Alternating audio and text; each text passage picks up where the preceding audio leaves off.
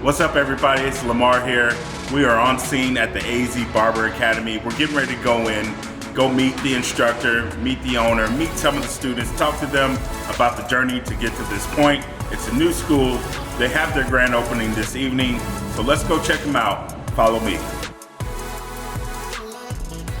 What's up, everybody? Welcome back to another episode of the AZ Barber Block podcast. Here we are on live here on scene at the AZ Barber Academy. And today I have a special guest that we're going to be talking to. We have Miss Hilary Alegre, the owner and instructor here at the AZ Barber Academy.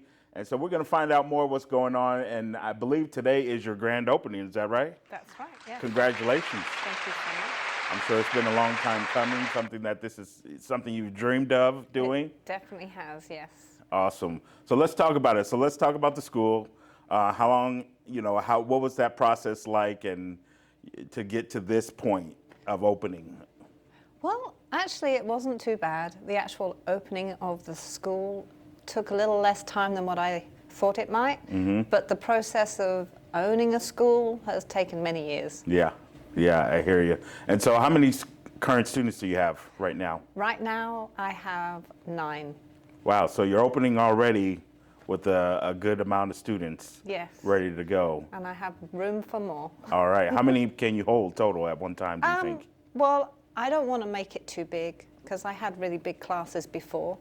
So I'd like to do a maximum of 20. But I'd like around 15 maybe. But 20, I think I'm going to do it max. Yeah. Because I like the one-on-one. I like to be able to give them the attention that they need. Yeah. And so are your students, are they, like what age range? Are they kind of high school students or are these like adults or are you got a wide variety? It's a wide variety, but 18 and over. 18 and over, nice. And then you have a lot of part-time students or is everyone full-time or how does that work out? At the moment, most of them are part-time. I just have one full-time. One full-time and everyone, because everyone's got to work. That's right. It's 2023, everybody's got to figure out how to make it out here, right?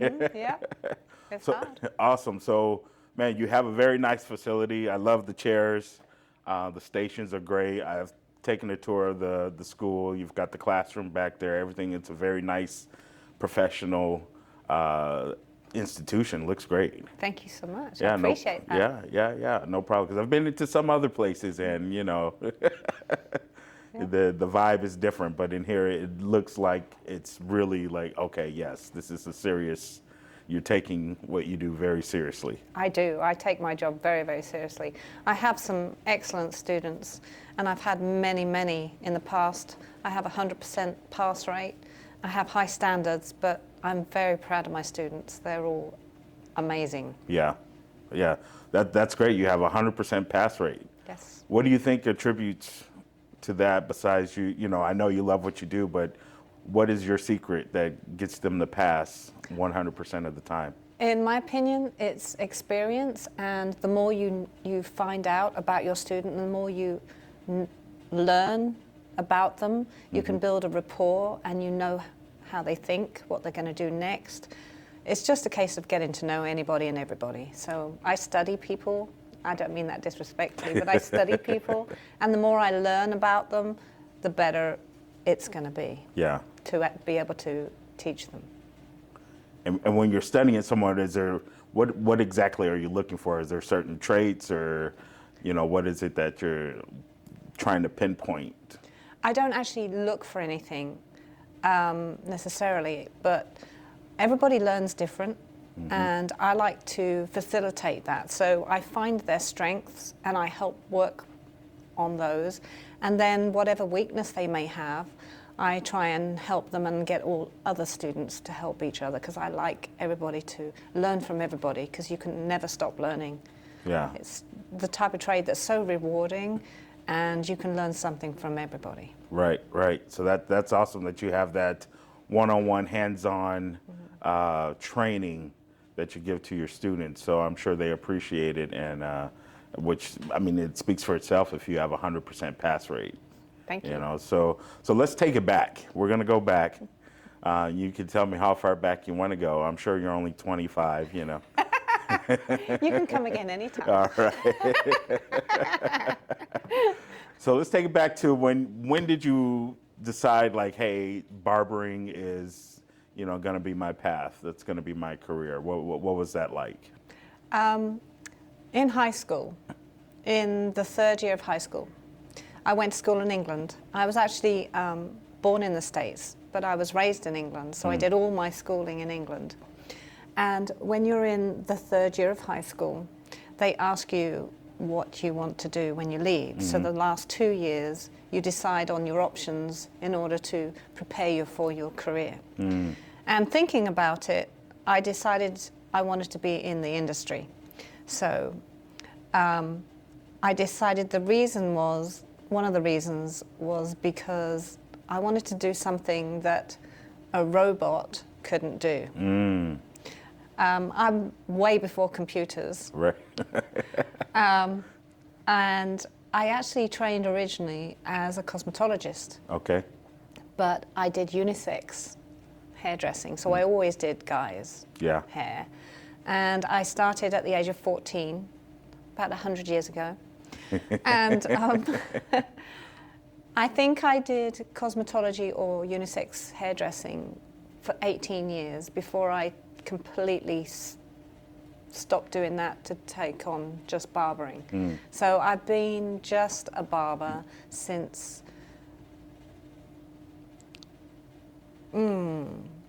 it was the year September the 11th happened.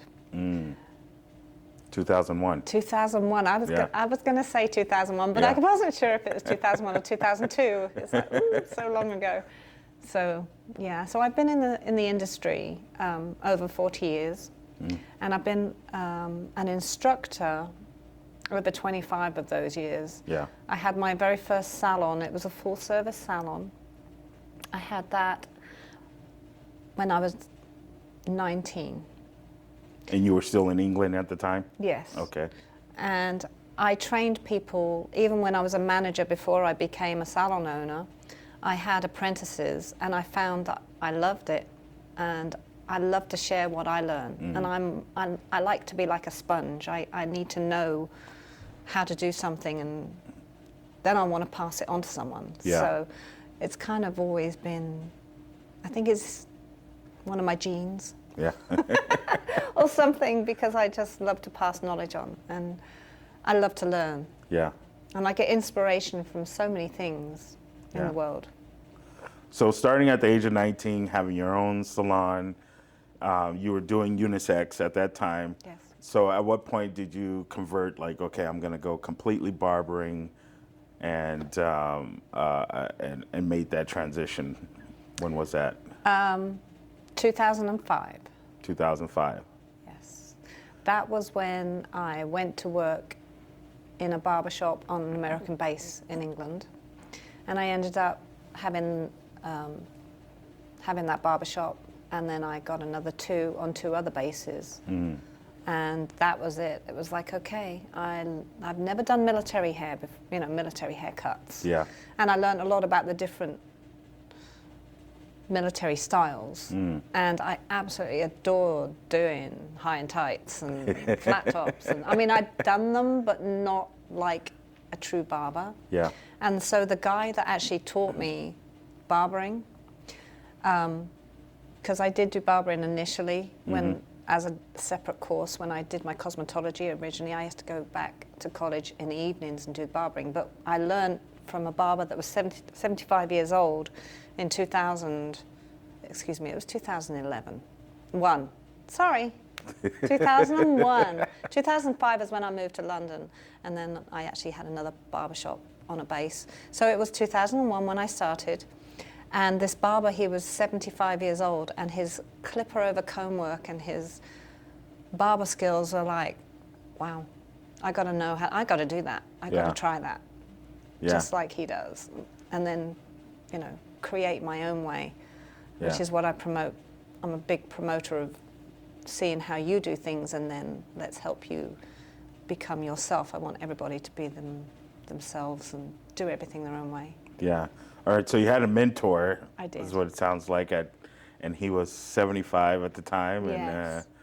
and I'm sure he had a lot of knowledge just to pass on to you. And so, you worked in the same shop where he was at the Yes. time? Okay. And then after gaining all of that knowledge, and you moved on, you said you opened up your own barbershop at that point, or I took over the barber you took over? Okay. shop that was on the base, yes. On the base. Okay. And so now you have a lot of this military experience. Yes. Then, yes. And I've loved it ever since. And I said, okay, there's no way I can go back to cosmetology. Yeah. Not full time. Yeah. Yeah. Yeah. So you fell in love with barbering. Yes. And back then, were you, what kind of, you say you were doing a lot of the high and tights, were you doing a lot of shaving, and what other kind of cuts were you doing? It was mainly high and tights and flat tops because they have to have the hair off the collar and Yeah. off the ears. Obviously, if you're in the Navy, you have to have skin fade, and it has to be so that it's not showing under the hat. But the Army guys, they like to have high and tights. I remember my grandfather was retired Navy, and I remember growing up getting haircuts from him, and that's all we got was high and tights. Yeah, I love them. I love them. And that was when I really learned how to use a blade. Yeah. You know, because I could use a blade on the head. And we did, obviously they had to be clean shaven, Right. which comes back from the 1300s, 1500s, when Alexander the Great decided you had to have no hair on your face because he was losing the war. That's how it became barbers shaving. Really? And that's why the military today still has a clean shaven. Really? I did not know that. Yeah. All right, so you're in London at this point. Is that what I understand? From 2005 until 2009. Okay.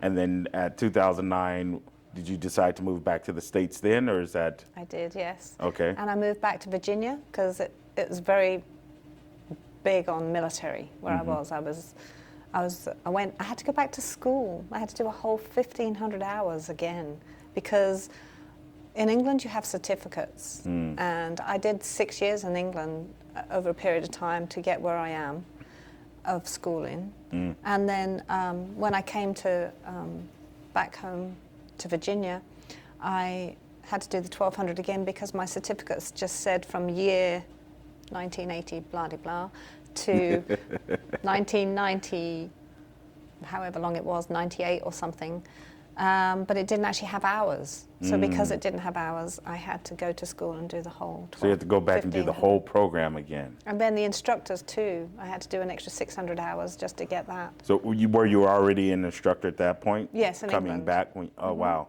So you had to basically start all over. Yep. And how long did it take you to get through those hours? Well, I was there from opening to close, and it took me 2 hours to get there and 2 hours to get back. I've always been dedicated. Yeah.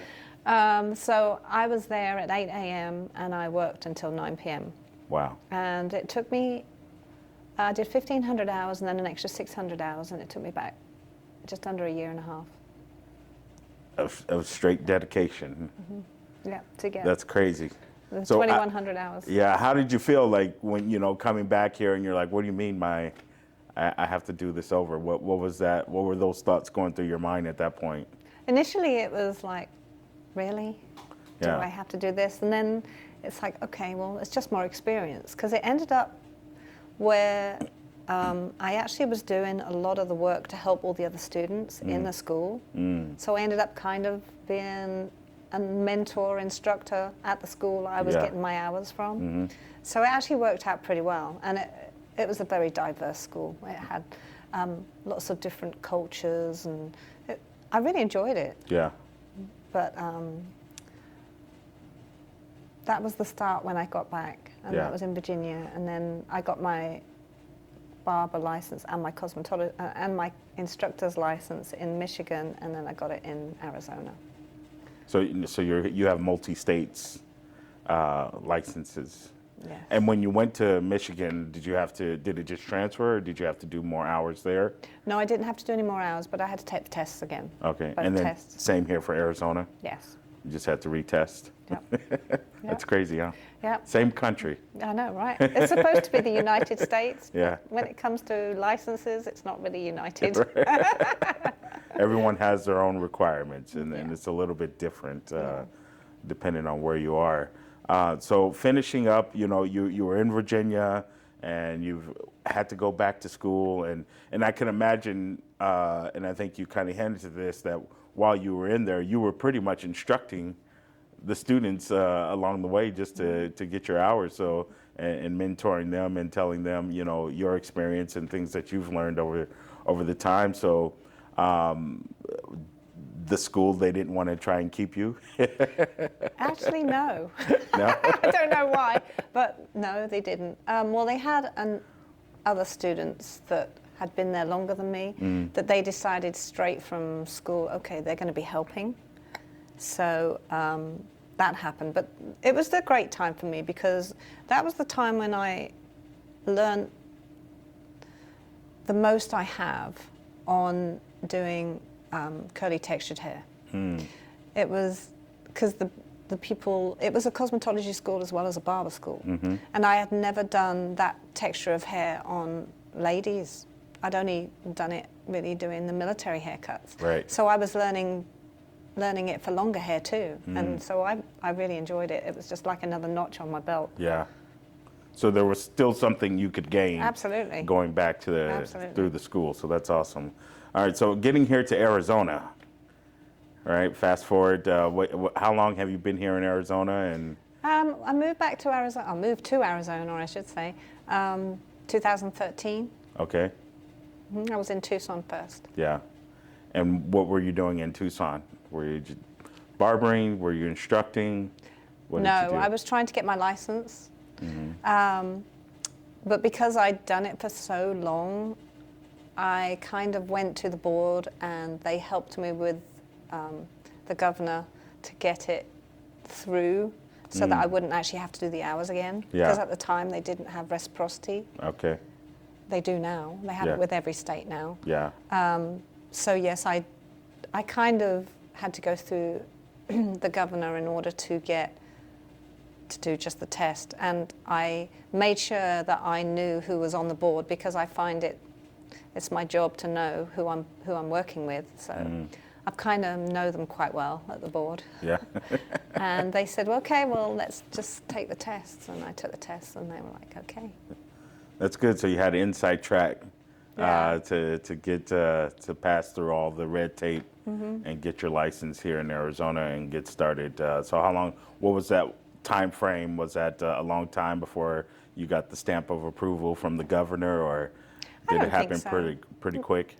Yeah, I think so. It was 2017, 16, 17. Because I'm actually an image consultant as well. I did image consultancy in England, which is, I think they call it a stylist here, where Yeah. I help you dress for success and do your colours and different things. And so while I was in Arizona, I have a company that I've had since 2005. And so I kind of did that while I was trying to do my license. So I wasn't not doing anything. And it kind of transfers, you know, it goes hand in hand a little bit with barbering and cosmetology. And so So with your image consulting, you can tell them, this is how you should wear your hair, you know, maybe try a different color.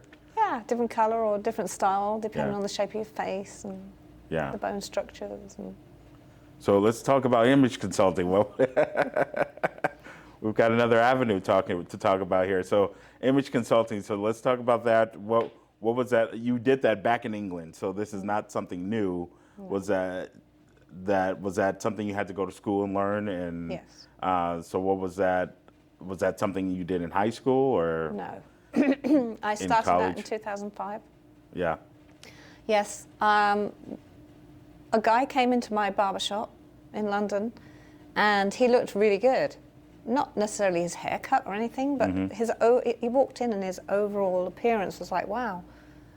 You know, he stood out. He wasn't particularly dressed up. He had a nice shirt and a pair of pants on, but I thought, wow, he looks really good. And he said, yeah. He had a purple shirt on.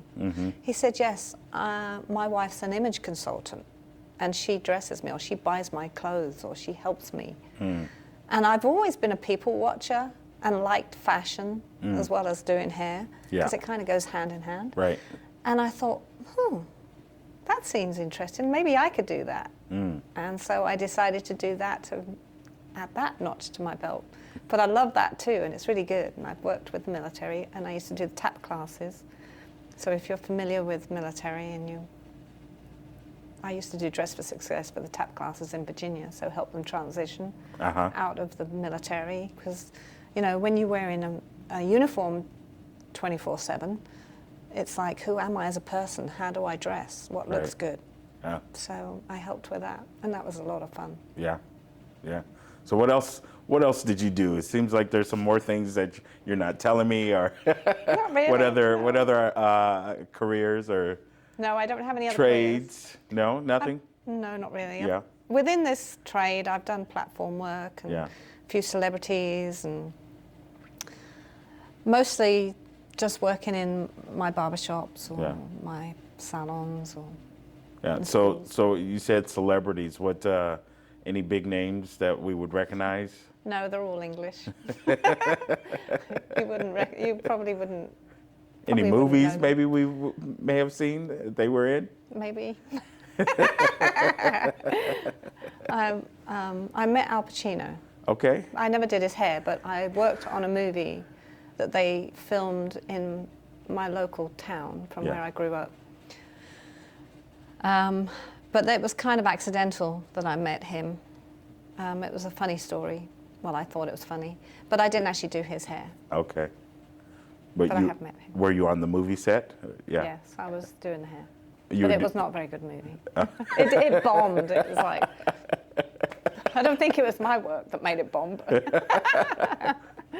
Well, what movie is it? Because we can go look you up in the credits, right? Oh, Lord. I can't remember what year it was. It was many, many years ago. I hadn't long started hairdressing. Yeah. It was called Revolution. The Revolution. Well, I think it's just Revolution. Oh, Revolution. Okay, I'm gonna look that up. I think so. Yeah, and they had lots of wenches, and I was doing their hair. Wenches behind the bar. Right. That's what they called them, the wenches.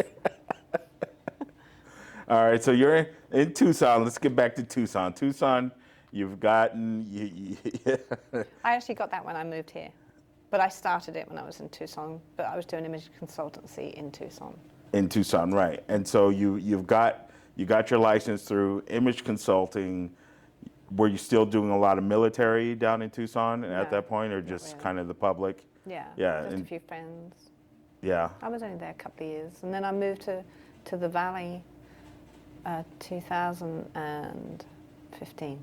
Yeah.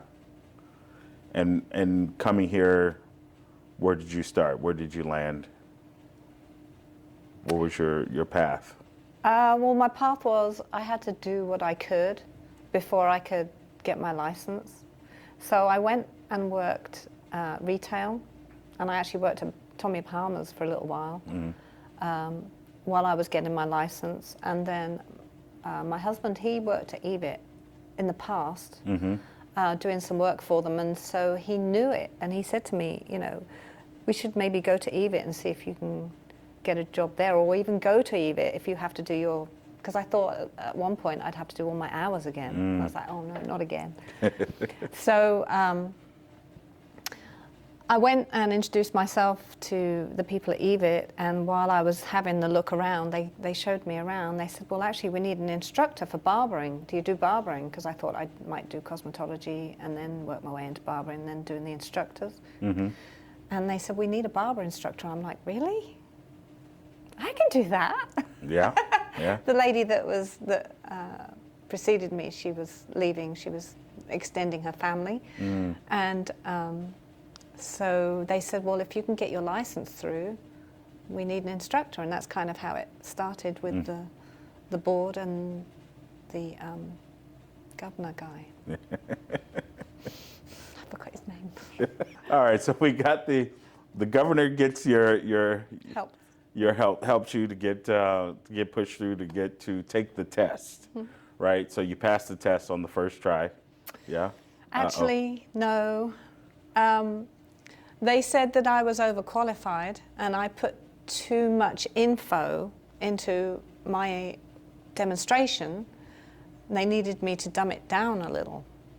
So they didn't pass you? No. Are so you they serious? passed me the second time. Yes. Get out of here. No, that's true. Wow. So they said you were overqualified, so we're going to fail you. Because I gave too much information. They felt that I would confuse the students because I gave them so much information in my demonstration. Okay, so as an instructor. Gotcha. So they said bring it down some. Wow. I know, right? It's like, okay. Yeah, okay, I'm confused on that one, but It's actually, they told me that it is very, very difficult to pass an exam in the instructor exam first time, and they've only done it twice. of someone passing on the first try. And they said they wanted to, but they wanted to see me do it one more time. Gotcha. My husband was my model, and he's like laying in the chair, and his face is like, well, that's new. Yeah, that's crazy. It's okay, I'm not going to pass you because you gave too much information. You're overqualified to be an instructor, so we're going to fail you. Yeah. And do it again, but dumb it down. Yep. That's crazy. And also because I was using cosmetology methods. Okay. Because I want people to be thorough. Like I say, I have very high standards for my students, and I'm lucky enough to have the training from 100 years ago before they had electric. No, not quite that far. So I was able to I can do pin curls, I can do finger waves. You know, I learned from when we had beehives, when we had mullets. So. Which are coming back in style now, right? Which is excellent. Yeah, well, mullets have been around a while again this time, but now I'm just waiting for, you know, if the curtains come back, I've got to leave. I can't do those anymore.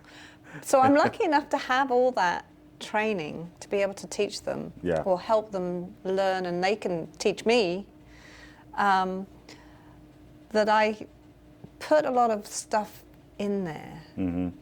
But when I teach them now, I say to them, okay, this is a good way of doing something, and it'll be thorough, but for your state board specifically, we need to just do this. Do you know what I mean? Gotcha. So I give them the tools, Right. and then I say, okay, now you can only use 3 of them.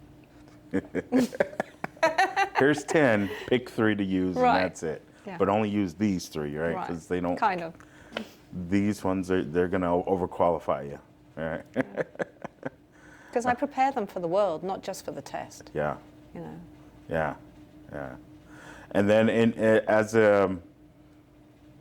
in your instructing, you said you prepare them for the world. So what other things are you giving them besides just barbering? We give them life skills. Life skills. Yeah. The soft skills, the hard skills, communication skills. Anything. I teach them about business because I've had businesses. Obviously, I'm running one now, again, because most of my career I've been self-employed. So it was really hard going to work for someone else again when I went to EVIT. Yeah. Business skills, anything they need to know in order to succeed, because I don't want to set anybody up to fail. Yeah. And I won't put them out there until I feel they're ready. Right. Even if they've got 1,200 hours, whether they've got 800 or 1,200, which is what it is now. You know, if I don't feel they're ready, then I'm not signing off on them. Right. Yeah. And has that happened where you've had someone that's complete their hours, but they're not ready? Yeah. Yeah. Definitely. And so what happens at that point? Do they need to come back and do more hours? And Yeah. Yeah. I spend more time with them Yeah. if I can, if they choose to. Yeah. And if they don't choose to, then? They probably go somewhere else. So how long were you at EVIT? 5 years. 5 years, nice. And so you were the instructor of the department, or? Yep, I was the only barber instructor there. Yeah. And what was that experience like at EVIT? It was great. I loved working there. It got a little difficult at this last year because they put us in the cosmetology building. So having like majority males in amongst a building that is majority females is kind of difficult. It causes some problems. So yeah, it ended up not quite being what I wanted it to be. Yeah. Or what I felt was a good fit. So I said, okay, well, I've wanted to open a school for many years. Let's just do it now. Yeah. And here we are. And here we are. And let's just do it now.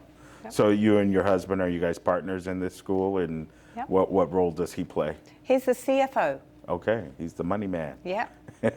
He takes care of the bills and how we do, the finances.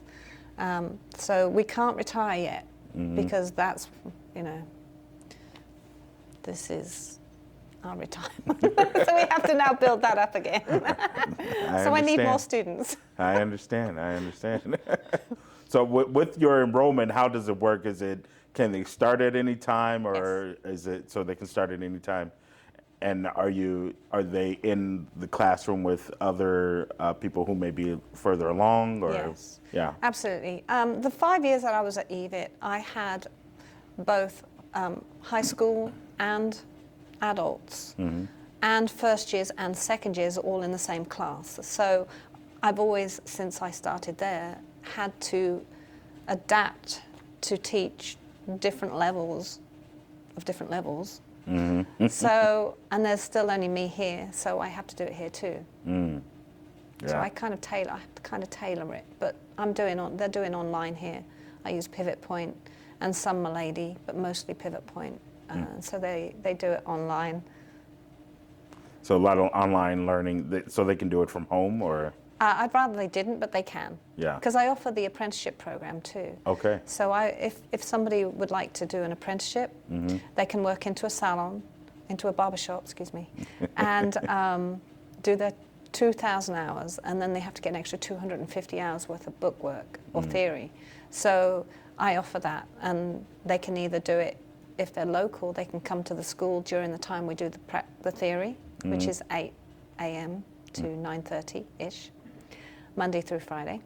And if not, they can do it in their own time online, or they could do it via a Zoom. We could do a live Zoom during the theory lesson. So I offer 3 different ways for the apprenticeship program. Yeah, so there's no excuse that you can't be in class, right?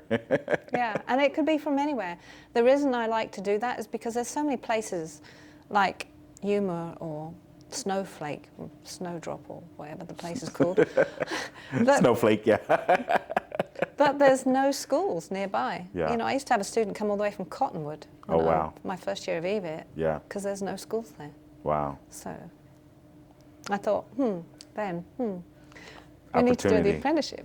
Yeah, opportunity. Yeah. So the apprenticeship, that's where they can go work in a barbershop at the same time as they're learning. Yes. Right? And so how does that work? Are they coming here to do, or they actually go to a shop and they work with a barber at the shop? How does that work, I guess? I'm not sure how the apprenticeship program works. The apprenticeship is where they go to work in a barbershop. The barbershop pays them a minimum wage. They can pay them more, but it has to be the minimum. They do 2,000 hours, and then they have to do an extra 250 of the theory work, written theory. Okay. So I offer that 250 hours. So they get to pick wherever shop.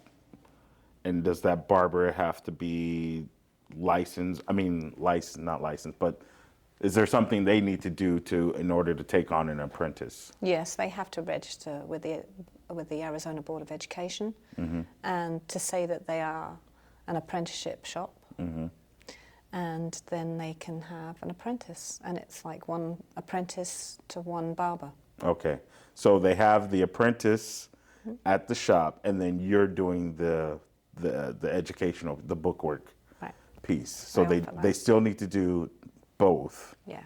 Okay, now I understand. Because they still take the same test. Their test is exactly the same test as my students. Yeah. Even the cosmetology crossovers, theirs is the same test as ours. So it's a way for them to go ahead and start working, get paid, and learn at the same time. Yep. I mean, the barber shops can offer the theory themselves, but, you know, I know what it's like. It's so busy. Yeah. How do you find the time? Yeah. I mean, you might. Yeah. I just offer it in case you haven't got the time or you feel that somebody else could perhaps do it Yeah. a little better, spend more time with them. Yeah. Yeah. More who's experienced in doing it, because the barbers are not necessarily instructors, right? That's right. That they're working under. Yep. Awesome. Awesome. Well, if you had, well, let me ask you this. What's your favorite type of haircut to do at this point? High and tight. You still love the high and tight, Yes. okay? Well, I like the creative ones. And there isn't really a specific haircut, because most people, especially when I was barbering full-time or even just part-time, most people, I work with the hair. So you can come to me and say, okay, I want a mid-fade, or I want a high and tight, or I want a mullet, whatever it may be. That's fine, and I can give you a version of that, but I work with the hair and the way it falls, and I work with the face shape, and of course their personality, and also their career. You know, if somebody walks through the door and they look like they have a busy job and haven't got time to take care of their hair themselves, it has to be something that's wash and go and easy. Right. So I work with all kinds of things, but so I never really do, I don't do any factory type work. You know, everybody's individual. Right. That's nice, because sometimes you go to a shop and it's a 2 on top, 1 on the sides, and get out the chair. Right, yeah, which is fine, you know, that's fine. People like that. Yeah. But that's not how I work. Right, right. Awesome. So if you had one last thing to say, advice for up-and-coming barbers who want to get into instructing or open their own school, what would that one piece of advice be? Piece of advice would be never ever stop learning. Always have an open mind, work hard, because it's a hard job, and be passionate about what you do, and find inspiration from anyone and everyone, and always learn. Awesome. Awesome. I appreciate you allowing us to come into your space and have this conversation with you. And we wish you the best. And, you know, I'm sure it's going to be a great grand opening this evening and a big celebration. And we'll be back. Thank you. It's been great. Thank you so much. Yeah, thank you. I appreciate it. And thank you all for tuning in to another episode of the Barber Block Podcast. Stay tuned for more. Make sure you go and like, subscribe, hit that notification bell, all that YouTube stuff, so that you can know when the next episodes are dropped here on the channel. We thank you for tuning in. Have a great day. Peace out.